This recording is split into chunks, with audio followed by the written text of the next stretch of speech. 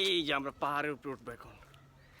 এই যে দেখেন পাহাড় আর পাহাড়, পাহাড়ের ঠিক গুহায় বাসা বাড়ি, মানুষের ঘর বাড়ি। ওই যে দেখেন কি চুনা পাথর, কি এই চুনা পাথর তো বাংলাদেশে হলে আগে বিক্রি করতো, তারপর হচ্ছে যাই করতো।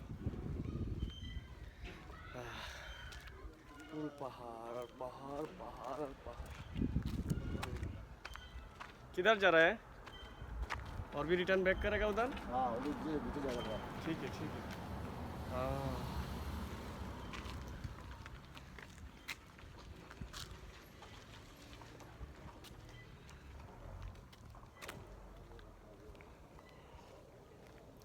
এই যে আমার পিছনে দেখেন পাহাড়, দেখছেন পিছনে পাহাড়।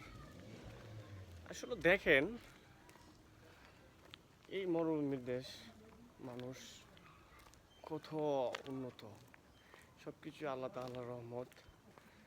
আর বিশেষ করে কোনো ধরনের কোনো ঝামেলা নেই, সব কিছুর পরে হচ্ছে কোনো ঝামেলা নেই, একদম দুর্নীতিমুক্ত একটা কান্ট্রি, শান্তি, খুব শান্তি এবং সুষ্ঠু একটা কান্ট্রি ওমান। ঠিক আছে, তো এই দেশে আপনার এটাই ভালো লাগে।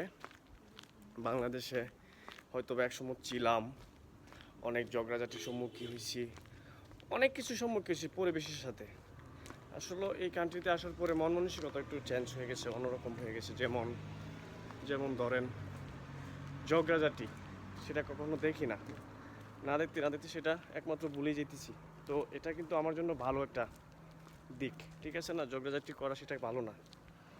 তো এই আর কি, সব কিছু ভালোই লাগে যে এই কান্ট্রিতে যদি একটা মানুষ পার্মানেন্টলি থাকে 2-4-5 বছর থাকার পরে সে যদি কখনো তার নিজের দেশে যায়, বাংলাদেশে যায়, সব কিছু সে মনে হয় যে বাংলাদেশ থেকে আসার আগে যে তার একটা কালচার ছিল, সেই কালচারটুকু মনে হয় আর থাকবে না।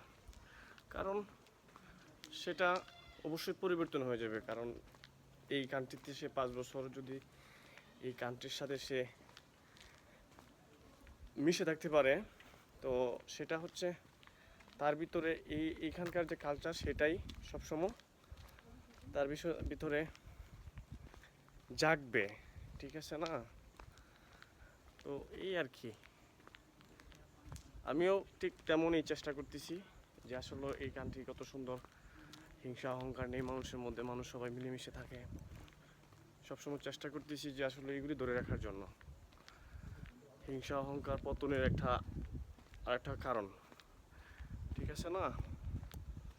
তো ইনশাল্লাহ দোয়া করবেন সবাই ভালোভাবে থাকতে পারি এখানে, সুস্থভাবে, আবার সুস্থভাবে বাংলাদেশে ফিরতে পারি ইনশাল্লাহ, এটাই। তো ইনশাল্লাহ চেষ্টা আছে আমি একটা ইউটিউব চ্যানেল খোলার, একটা ইউটিউব চ্যানেল খুলে। আর এদেশে হচ্ছে আমি আমি যে কোম্পানিতে জব করি সেই কোম্পানিটা হচ্ছে চাইনিজ কোম্পানি, আমাকে খুবই চাপের মধ্যে রাখে। আমি চেষ্টা করছিলাম লাইসেন্স নেব, লাইসেন্স নিলে কোম্পানি অবশ্যই আমাকে গাড়ি দিতে, এখনও বলতেছে যে লাইসেন্স নেওয়ার জন্য আমাকে গাড়ি দিবে। তো এদেশে বিশেষ করে লাইসেন্স ছাড়া কোনোভাবেই গাড়ি চালানো যাবে না। আমি ওই যে মাঝখানে একদিন চালাইছি, ঠিক আছে, সেটা হচ্ছে একটু আমার প্রজেক্ট, যে মরুভূমির মাঝখানে যে প্রজেক্টটা, সেটার পিছনে একদম নির্জল একটা এলাকা, সেখানে আমি একটু জাস্ট ট্রাই করছি, ঠিক আছে, 5 মিনিটের রুট, সেখানে পুলিশ নাই বা হাইওয়ে না, হাইওয়ে থেকে অনেকটা দূরে। তো সেটা আবার ধরা যাবে না যে আমি তো ড্রাইভিং করছি না, এটাকে জাস্ট একটু মানে এটা যেটাকে বলে আড়ালে। কিন্তু আপনার ড্রাইভিং লাইসেন্স মাস্ট বি লাগবে। তো আমি চেষ্টা করতেছি লাইসেন্সটা নেওয়ার জন্য, আমাকে কোম্পানি অ্যাগ্রি গাড়ি দেওয়ার জন্য, ঠিক আছে। আর বিশেষ করে আমি এই কোম্পানি অ্যাগ্রি, কিন্তু আমি এটা অ্যাগ্রি না। এদেশের গাড়ি চালানোটা খুব ক্রিটিক্যাল, রুট প্রচুর স্পিড। তো আল্লাহ এমন দিন না করুক আমি এটাকে ভয় পাই, সবসময় একটু কেয়ারফুলি ভয় পাই। কেন যে মানে একটু ভয়ই পাই আর কি। গাড়ি যে যে পরিমাণ স্পিডে চালাইতে হয়, আল্লাহ এখন দিন না করুক, একটু যদি মাইন্ড যদি আপনার ড্রাইভিং টাইম যদি একটু মাইন্ড এদিক সেদিক হয়ে যায়, শেষ খালাস। তো ইনশাল্লাহ একটা ইউটিউব চ্যানেল খুলবো, তারপরেও গাড়ি নিব ইনশাল্লাহ, গাড়ি নিব ইনশাল্লাহ। গাড়ি যদি নিয়ে একটা ইউটিউব চ্যানেল খুলবো, খোলার পরে আশা আছে ভিডিও করার জন্য। এটাই ঘুরলে হয় কি একটু মাইন্ড ফ্রেশ থাকে, অনেক কিছু জানা যায়, অনেক কিছু শেখা যায়, সেটার জন্য। বাট আর কোনো কিছু না।